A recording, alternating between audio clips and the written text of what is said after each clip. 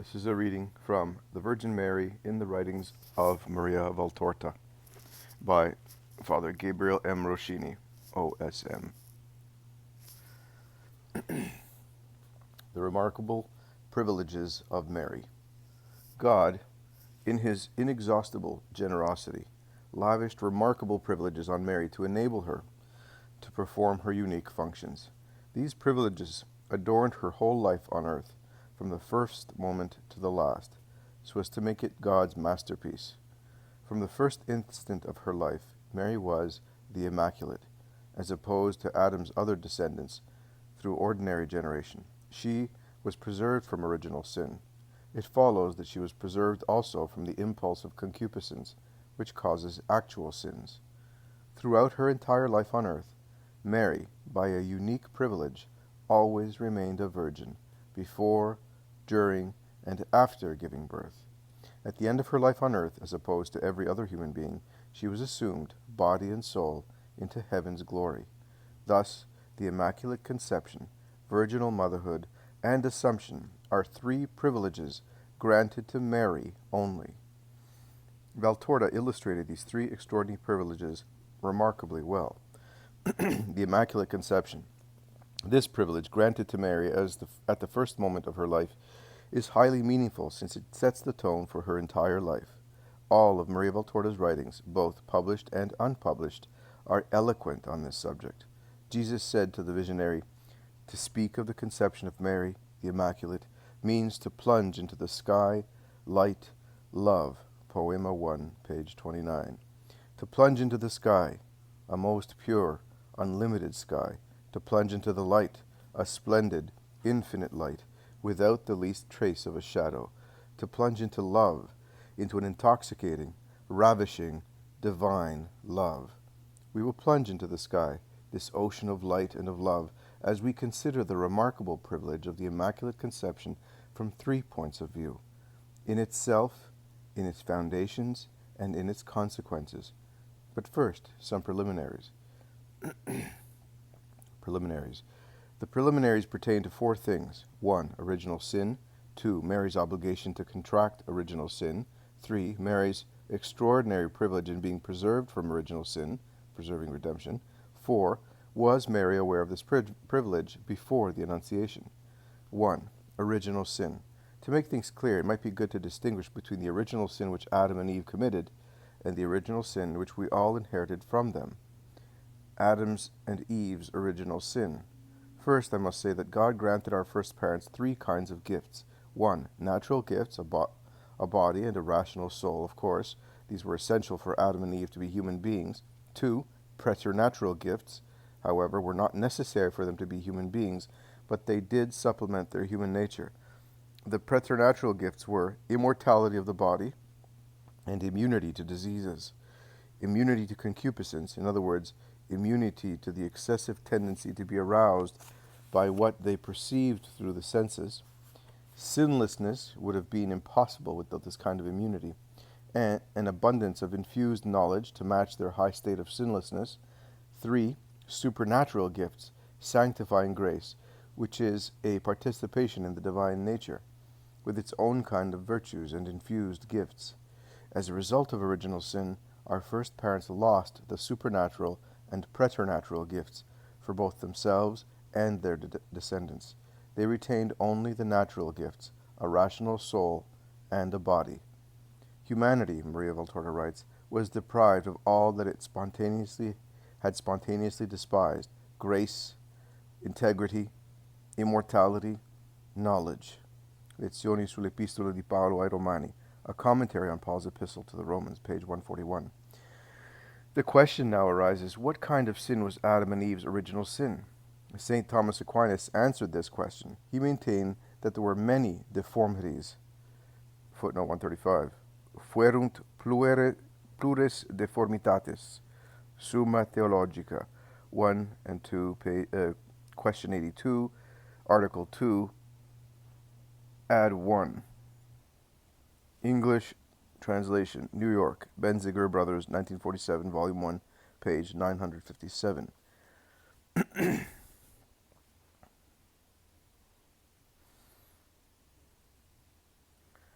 He maintained that there were many deformities in the sin of our first parents: pride, disobedience, gluttony, and so forth. In other words, it was not a simple sin, but a complex one. This is precisely what Maria Valtorta teaches in her writings. According to her, the various disorders of Adam and Eve's original sin were pride, wanting to be like God through the communication of life to others; disobedience, disobeying God's command under the impulse of pride; gluttony, or concupiscence of the spirit, wanting to know the mystery of the transmission of life; and lust, the gluttony of sexual pleasure. We must note, along with Valtorta, the sequence in which these disorders followed one another in the original sin of our first parents. Adam and Eve committed their first act against love for God through pride, disobedience, defiance towards God, doubt concerning the foundation of his precept and authority, revolt against God's precept, the lust of their spirit, and last of all, the lust of the flesh. I have said last of all. Footnote 136. The Holy Spirit is speaking. Editor. Some think, on the contrary, that the lust of the flesh was the first act. No. Adam and Eve sinned first of all against God, when they wanted to be like him. They wanted to be God, in the knowledge of good and evil. They wanted to be absolutely free to act at will, according to their own pleasure, with no regard for God's advice and law. That was illicit. Then they sinned against love, when they loved themselves in a disorderly fashion. They denied God the reverential love that is due to him. They put their own egos in the place of God. In so doing, they despised their eventual neighbor, their own offspring, bequeathing to them a hereditary fault and condemnation. Last of all, they sinned against their dignity as royal creatures. They had received the gift of perfect mastery of the senses. There could be no sin of the senses as long as they remained in the state of grace, and the other graces resulting from it, the gift of integrity, though they could be tempted. The sin of sensuality could not be consummated as long as innocence lasted, and, due to innocence, reason's control over the senses. Lezioni sull'Epistola di Paolo ai Romani. A commentary on Paul's epistle to the Romans, page 138-39. In short, then, this is what Adam and Eve's original sin was: the first link of the chain by which the word of the Father was dragged to death, the divine Lamb to the slaughterhouse. Poema 1, page 118. Footnote 137. Valtorta's interpretation of Adam and Eve's original sin is founded, 1. on the biblical text, 2. on some ancient rabbinical interpretations, and 3. on patristic literature, early church fathers in both the East and the West. It has been adopted by a fair number of famous exegetes and writers in our own time. It is an interpretation founded on the text of Genesis, since it is implied or insinuated in Genesis.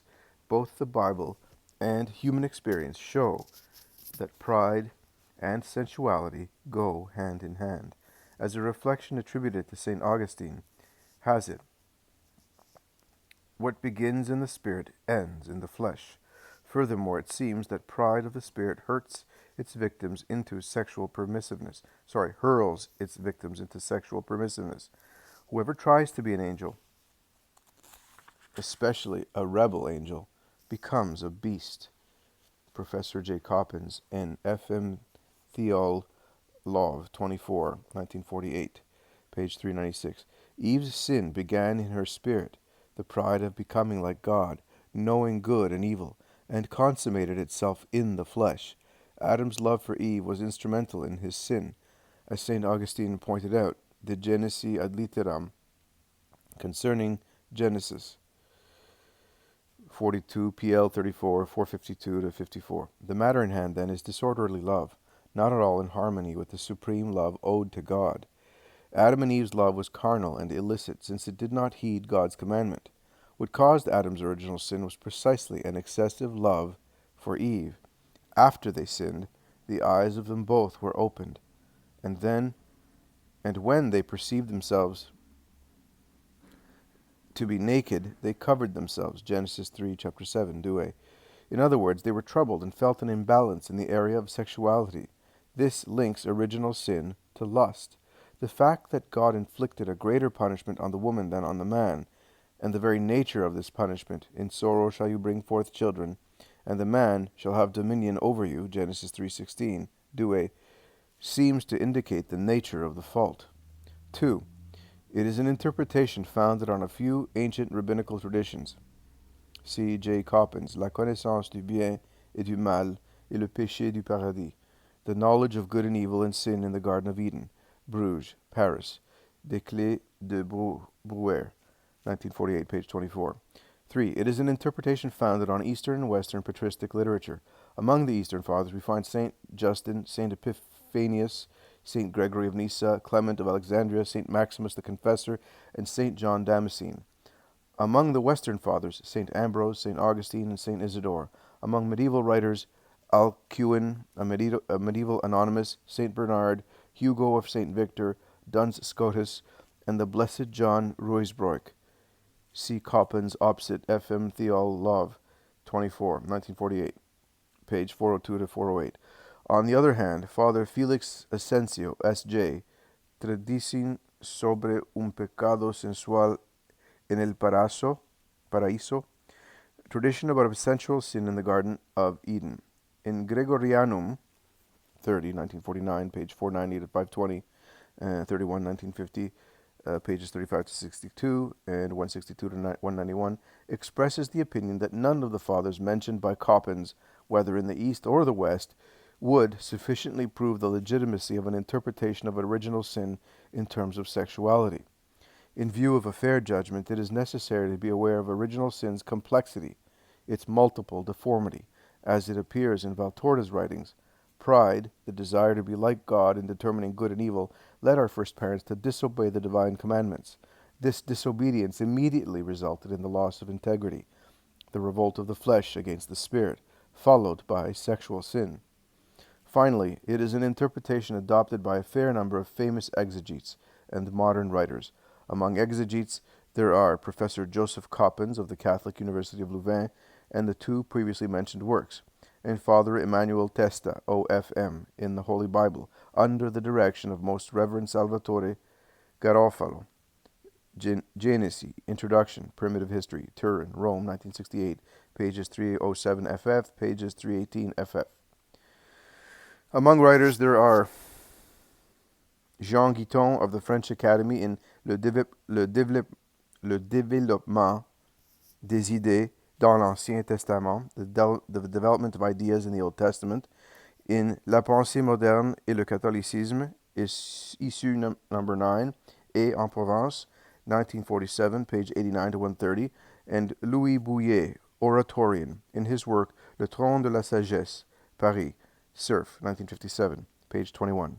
English translation, Woman and Man with God, an essay on the place of the Virgin Mary in Christian theology and its significance for humanity, London, Darton, Longman and Todd, 1960, page 58. Republished under the title The Seat of Wisdom, an essay on the place of the Virgin Mary in Christian theology, New York, Random, 1962, Panther Books, page 5 to 8. Inherited original sin. This is original sin as it is transmitted to all of Adam and Eve's descendants. Hold on, I might have missed something. No, okay. Inherited original sin. This is original sin as it is transmitted to all of Adam and Eve's descendants through bodily generation. It consists essentially in the deprivation of sanctifying grace. Adam would have transmitted this grace had he not lost it both for himself and his descendants as a result of original sin. As head of the human family, Adam passed on his infirmities as an inheritance to his descendants. It is the same phenomenon as a man with genetic defects passing on his infirmities to his children. Lezioni sull'Epistola di Paolo ai Romani, a commentary on Paul's epistle to the Romans, page 141. Although baptismal grace does not cancel all the terrestrial consequences of original sin, it gives you the hope of heaven, which is a strong help to bear with today's sufferings. Grace helps you to resist temptations and to master your instincts through the supernatural help dispensed by Christ's merits and the sacraments which he instituted. Ibid, page 145. Against eventual objections, we must recall that humanity wounded itself consciously and deliberately. Ibid, page 145. It must therefore blame itself for the consequences of such a wound. 2. The obligation under which Mary was to contract original sin. Since Adam and Eve were tainted roots, they generated tainted children. Now Mary said to John the Apostle, I was born humanly, Poema 10, page 282. She was born as any other human being, descending as she did from Adam, as any one of us, through natural generation. Therefore, as all of us, she should have contracted the original fault which Adam, the head of the human family, committed with Eve's collaboration. Jesus speaking. Only a special decree of God's will prevented Mary from being like all other creatures that descend from Adam's contaminated stock. According to the law of nature, she ought to have been no difference, since she was born of a man and a woman, joined in matrimony. She would have been part of the great lineage of the just, as many others in the Old Testament, but nothing more. Quaderni 43, pages 133 to 34, August 16th. If, then, she did not contract original sin, it means that she was preserved from it. I must now say a few words on preserving redemption. 3. Preserving redemption. Preserving redemption is exclusive to the Blessed Virgin. It is a variant of redemption. Normally, as is the case for all of Adam's ordinary descendants, we deal with liberating redemption, in this case the merits flowing from redemption, already wrought on Calvary. Free human beings from the sin in which they have already fallen. The excellence of preserving redemption, however, is much greater. Mary was preserved from falling before redemption could occur, and with a view to her cooperating with it. Oddly enough, many distinguished medieval theologians, including St. Thomas Aquinas and St. Bonaventure, failed to understand redemption or salvation in any way other than liberating redemption. In like manner, the Virgin Mary, before reaching the age of 3, could not understand redemption other than liberating. That is what Il Poema dell'Uomo Dio discloses. One day, little Mary told her mother that she desired to remain a virgin. She went on to say, I would also like to be a sinner, a big sinner, if I were not afraid of offending the Lord. Tell me, Mommy, can one be a sinner out of love for God? But what are you saying, my dear? I don't understand you. I mean, to commit a sin in order to be loved by God, who becomes the Savior. Who is lost is saved. Isn't that so? I would like to be saved by the Savior, to receive his loving look. That is why I would like to sin, but not to commit a sin that would disgust him. How can he save me if I do not get lost? Anne is dumbfounded. She does not know what to say. Joachim helps her. He has approached them walking noiselessly on the grass, behind the low hedge of vine shoots. He has saved you beforehand, because he knows that you love him, and you want to love him only. So you are already redeemed, and you can be a virgin as you wish, says Joachim. Is that true, Daddy? Mary embraces his knees and looks at him with her clear blue eyes, so like her father's, and so happy because of this hope she gets from her father. It is true, my little darling. Look, I was just bringing you this little sparrow, that at its first flight landed near the spring. I could have left it there, but its weak wings did not have enough strength to fly off again, and its tiny legs could not hold it onto the slippery moss stones. It would have fallen into the water, but I did not wait for that. I took it, and now I'm giving it to you. You will do what you like with it. The fact is that it was saved before it fell into the danger. God has done the same with you. Now tell me, Mary, have I loved the sparrow more by saving it beforehand, or would I have loved it more saving it afterwards? You have loved it now, because you did not let it get hurt in the cold water. And God has loved you more, because he has loved you before you sinned. And I will love him wholeheartedly. My beautiful little sparrow, I am like you. The Lord has loved us both equally by saving us. I will now rear you, and then I will let you go, and you in the forest and I in the temple will sing the praises of God, and we shall say, Please send the one you promised to those who expect him. Oh, Daddy, when are you taking me to the temple? Soon, my dear. But are you not sorry to leave your father? Yes, very much. But you will come. In any case, if it did not hurt, what sacrifice would it be? Poema 1, page 47 to 48. This episode about preserving redemption was referred to by Christ during the second year of his public ministry. Jesus was speaking to a few apostles in Gethsemane. One day, listen, she told me of when she was a little girl. She was not yet 3 years old because she was not yet in the temple. And her heart was full of love, emanating like flowers and olives pressed and crushed in a mill, all her oils and perfumes. And in a rapture of love she said to her mother that she wanted to be a virgin to please the Saviour more, but that she would have liked to be a sinner in order to be saved. And she almost wept, because her mother could not understand her, and could not tell her how it is possible to be pure and a sinner at the same time. Her father satisfied her by bringing her a little sparrow, which he had saved when it was about to be drowned on the edge of a fountain. He explained the parable of the little bird, saying that God had saved her in advance, and therefore she was to bless him twice. And the little Virgin of God, the most great Virgin Mary, practiced her first spiritual maternity on behalf of the little bird, which she let free when it was strong enough.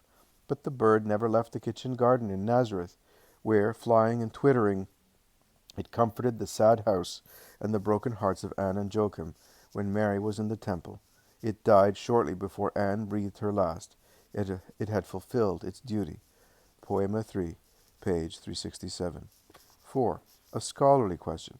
Did the Virgin Mary know that she had been conceived without original sin? Our Lady herself gave a negative answer to that question. I did not know I was without sin. I could not think I was. That simple thought would have been presumption and pride, because since I was born of human parents, it was not right for me to think that I was the chosen one to be the faultless one. Poema 1, page 111. Only at the Annunciation did Mary, for the first time, realize that she had been immaculately conceived. Footnote 138. Maria Valtorta added the following note in D2. For several reasons, God did not reveal it to her before the Annunciation. To prevent Satan's inquiries was not the least of them. This note was not included in the English translation of Il Poema dell'Uomo Dio. It is found only in the Italian critical edition. Editor. I must add that even her parents, Joachim and Anne, did not realize that God had granted their daughter that extraordinary privilege. Such is what Il Poema dell'Uomo Dio reports. One day, Judas Iscariot asked Jesus this question: Did Joachim and Anne know that Mary was the chosen virgin? Jesus replied, No, they did not. In that case, Judas said, how could Joachim say that God had saved her in advance? Does that not refer to her privilege over sin? Yes, it does. But Joachim spoke inspired by God, like all the prophets. He himself did not understand the sublime, supernatural truth that the Spirit spoke through his lips. Footnote 139. St. Thomas teaches that a prophet does not understand everything that God tells him to say. Summa Theologica 2, question 173, Article 4. Because Joachim was just, so just as to deserve that paternity, and he was humble. There is no justice where there is pride. He was just and humble. He comforted his daughter out of fatherly love. He taught her through his wisdom of a priest, as he was such a guardian of the Ark of God, Most Holy Mary. As a pontiff, he consecrated her with the sweetest title, the Immaculate One, and the day will come when another gray-haired pontiff, footnote 140, this pontiff is Pius IX, who defined the truth of the Immaculate Conception as a faith dogma. At this time, on December the 8th, 1854, there was a violent storm outside of St. Peter's Basilica. At the precise moment His Holiness was going to define the dogma, a light breeze lifted the drape in front of the great window above the altar of Cappella Maria Santissima della Colonna, the chapel of the Most Holy Mary of the Pillar, and a sunbeam lit up the person of the Holy Father and his pontifical throne. Many marveled at this event because of the solemn moment when it occurred. C. V. Sardi, La solenne definizione del dogma dell'Immacolato Concepimento di Maria Santissima, the solemn definition of the dogma of the Immaculate Conception of Most Holy Mary. Atti e Documenti, Acts and Documents, Volume 2, page 428. And the day will come when another gray-haired pontiff will say to the world, She is the Immaculate Conception, and will give this truth to the world of believers as a dogma which cannot be refuted, so that the most beautiful Virgin of God, crowned with stars, clad with the rays of the moon, which are not so pure as she is, brighter than all the stars, the Queen of creation and of God, may shine, fully revealed, in the world which in those days will be sinking deeper and deeper in the gray fog of heresies and vices, because God King has as his Queen, in his kingdom, Mary. After this clear explanation, Judas had another question. So, Joachim was a prophet?